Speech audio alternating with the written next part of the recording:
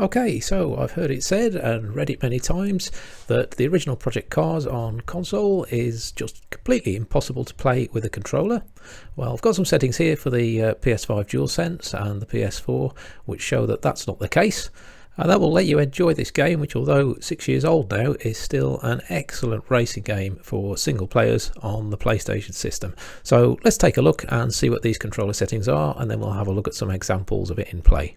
So the first thing we do is hit the options button and go to controls, and we'll see we're using the wireless controller default. So I'm currently doing this on the PlayStation 5.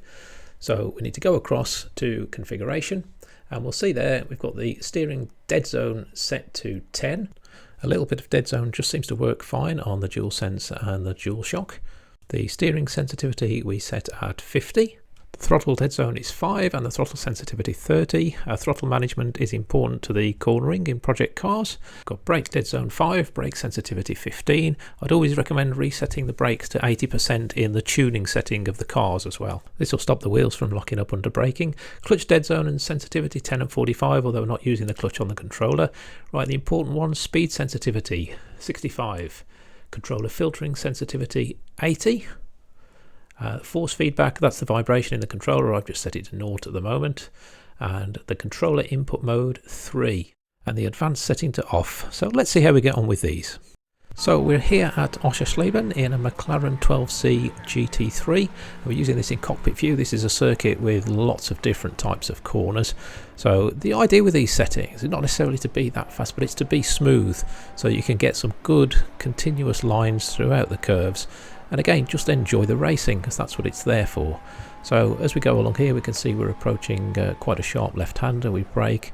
And again, we can hold that curve quite nicely. There's not too much twitching around there. We can level out and again put the accelerator down for the straight. And we're coming up to a series of bends now to the left. Again, we can hold a nice line with the use of the throttle. Get ourselves there nice and smoothly. Now, what I would say with these settings is that I found that they work for most cars, but with Project Cars, there's always a couple of cars that would just not seem to drive well at all with these settings, and the problem is if you start to adjust them for those one or two cars, you'll then lose your way and have to keep fiddling with all the settings again. So I've decided to stick with these. It works with quite a variety of cars, and we can see we can position ourselves on the track as well without too much losing control there, and just waiting for these cars to fight amongst themselves in front of us. Do a nice sweeping right hander and a left. And we're coming up to a right-hander and we're going to head towards the finish. Again, we can just ride the curb, accelerate out. And you can see the motions are quite smooth there. You need to be quite delicate with the controller, so you can't just fling it around left, right and centre, and again balance the throttle. But with some nice smooth inputs. And here's a good test coming up to the chicane at Donington in the Renault Clio. We can get a really nice smooth left and right. The weight transfer of the car works really well in Project Cars, so we've done that quite nicely. And we'll see again, same thing on the next lap. At the braking point, nice turn in, flick that car over to the right and accelerate out.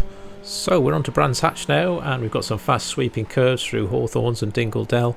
So we're following this guy here. And what we do, we move out into position, and I'm going to be a little bit naughty and just force him off the track here. But you can see that we can take some really nice smooth lines through here, and given that this is a controller and not a wheel, there's not much twitching of the car at all. It handles really nicely.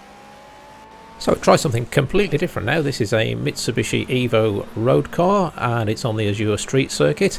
See, we're following some cars. Again, keeping it nice and smooth. We've got to get this roundabout coming up like a chicane. So again, the weight transfer is important and the controller handles that really well. Again, we just sweep round some nice lines. And we're a little bit further on that course. I've got a section of fairly tight bends. Again, we're following some cars around. One thing you can do if you get any slight tyre slip on here, it's quite recoverable with the controller settings as they are. So again, with a bit of throttle and braking management, we can negotiate this quite smoothly. So we've been using cockpit cam, but the controls also work very well for chase cam. We can see here we've got the Renault Sport RS01 going through Bannockbrae. So again, some nice sweeping turns on this road circuit. And we accelerate and we come into quite a tricky little section here where the road dips down, then we've got an S-bend over the top of a hill. So just brake and then gently turn in, and then accelerate round and try and take a nice smooth line over the bridge. We go a little bit wide, but again we can correct that and come out of that nicely. So we move over to Spa and a Bentley Speed8 LM GTP. Again, videos just to show that you can hold some smooth lines with a controller. Now, I'm not tapping the controller continuously to get around the curves. It's just you're just able to position it with some very delicate thumb work, but just hold that smooth line as you go around the corner and then straighten out nicely when you come out of it.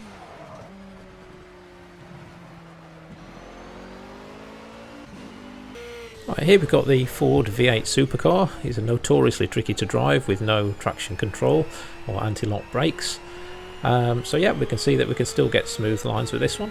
One thing I would say, if everybody still really struggles with the controller using the analog sticks, one thing Project Cars does really well is its implementation of the tilt steering using the DualShock or DualSense. If you set that up and experiment with it, you don't have to hold it out in front of you like a steering wheel. You can just sort of hold it horizontal in your lap and then just tilt it gently, but again it really lets you hold the curves quite nicely, and it works surprisingly well, but I think a lot of people forget that it is in the game.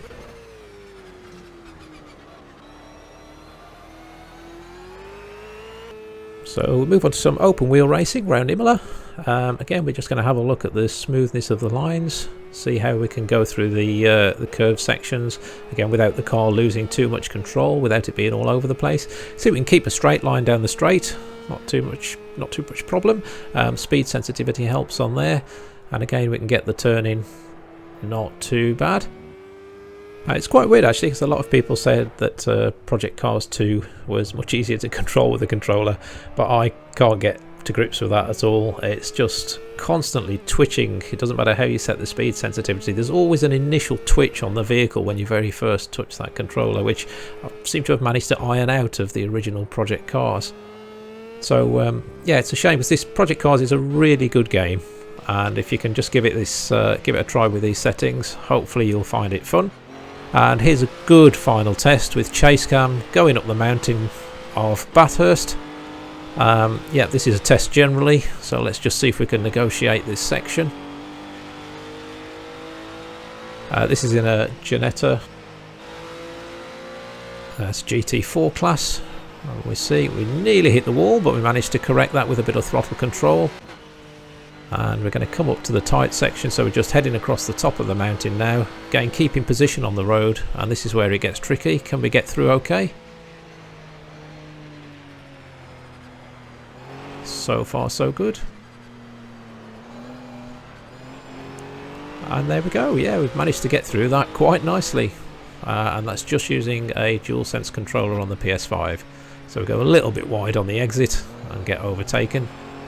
But there we go, so hopefully that's shown you that Project Cars is controllable on the PlayStation with either a PS4 or a PS5 controller. So if you've already got the game and haven't used it for a while, or thinking of buying it, it's often on sale for just £3 or so recently, or £6 for the Game of the Year edition.